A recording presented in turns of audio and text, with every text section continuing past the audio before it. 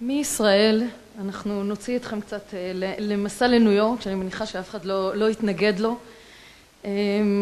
העיר ניו יורק התמודדה עם שורה של אתגרים חינוכיים מורכבים. את מהפכת החינוך בעיר הוביל מר ג'ואל קליין. ביוזמת ראש העיר ירושלים ותנועת הכל חינוך ביקשנו להביא את מר ג'ואל קליין לישראל כדי ללמוד מהצלחות.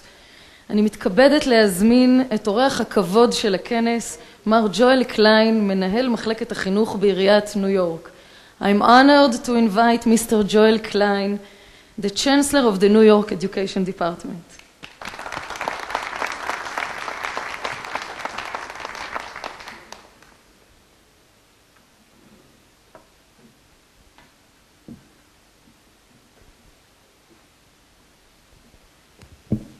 Thank you very much, and Mr. Mayor, distinguished guests, ladies and gentlemen.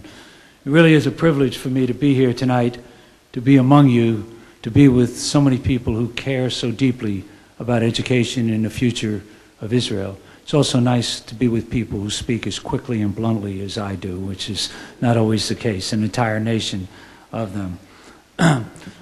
Let me thank It Must Be Done for hosting us, and a special thanks to my friend, the Mayor, Nir Barkat. I've come to know him over the last couple of years.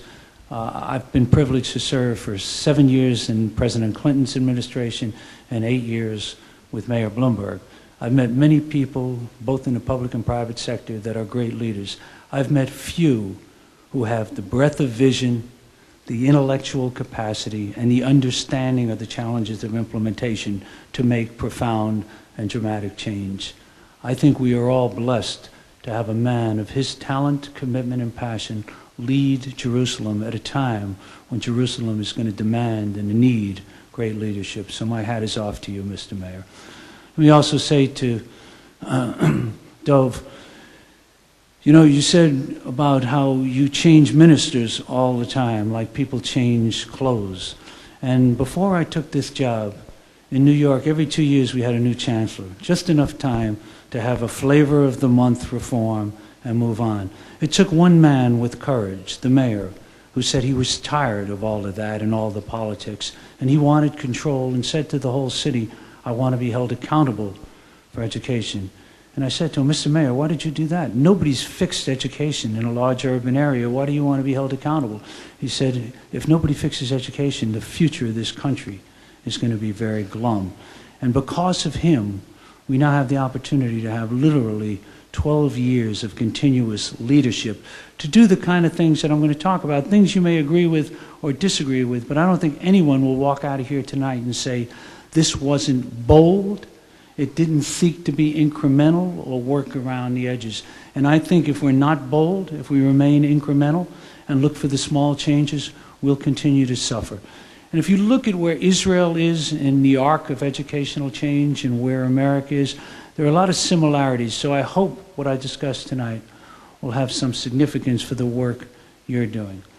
Let me start with what I think is the key to what we want to discuss.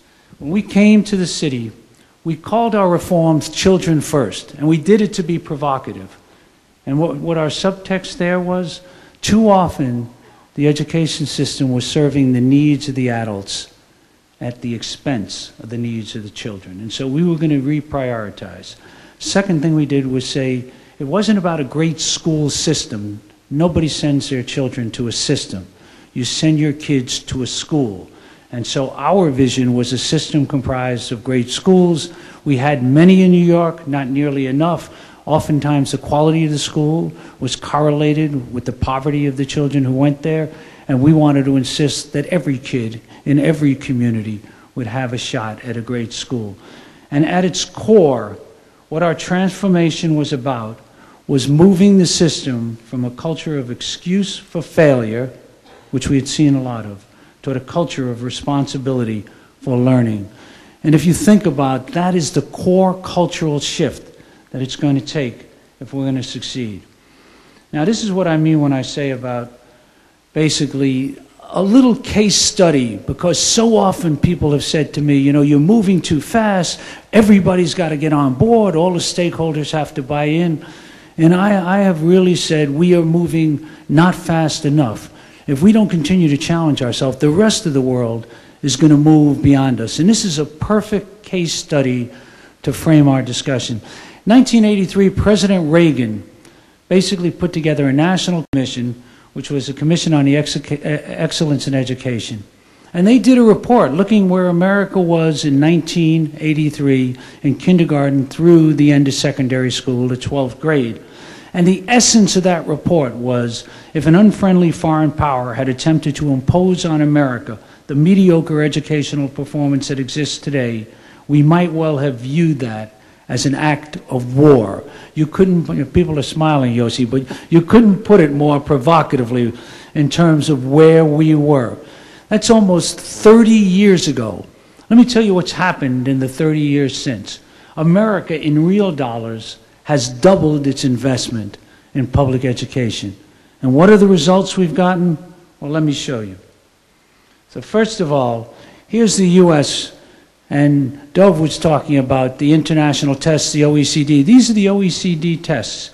And look at from 2000 to 2006, 13-year-olds on the PISA. These are the 30 OECD countries, 27, 29, 30. And two things you see about America. Right now, it's in the bottom third in all three, reading, math, and science, and it's moving in the wrong direction. And this is after a nation at risk and 25-plus years of increasing our investment. Now, a subtext to that, and a subtext that applies here in Israel, is we also have massive internal achievement gaps. Not only are we failing globally, but look at what's happened. In 1992, this line represents U.S. national tests for 13-year-olds in reading. And from 1992 to 2009, we had a gap of 29 points in 1992. 29 points, about 3 years of learning in the 8th grade. So what you're talking about is the average African-American or Hispanic kid is on average 3 years behind the average white kid in the United States. And this was a shameful achievement gap. Over the course of the next almost 20 years, we've stayed basically flat and cut the achievement gap by 3 points. If you continue at that pace, it'll take us about 150 years to close the achievement gap. We don't have that kind of time. We don't want to have two Americas in which some people thrive and prosper and others become part of a permanent underclass. So those were the results we got after having said if a foreign power had imposed a system on us, we would have considered it an act of war and investing massively. Now, what was the discussion? The discussion was always, well, there's almost so much education could do, we don't have enough money, this one's at a fault. That's what I mean by an excuse-based culture. And from the day I took this job, people said to me, said, Chancellor, you will never fix education in America until we fix poverty. And I want to guarantee you, after 8 years, I'm convinced that's 180 degrees backwards. We're never going to fix poverty in America or any place else until we fix education. And we need to get on with the process and stop making excuses.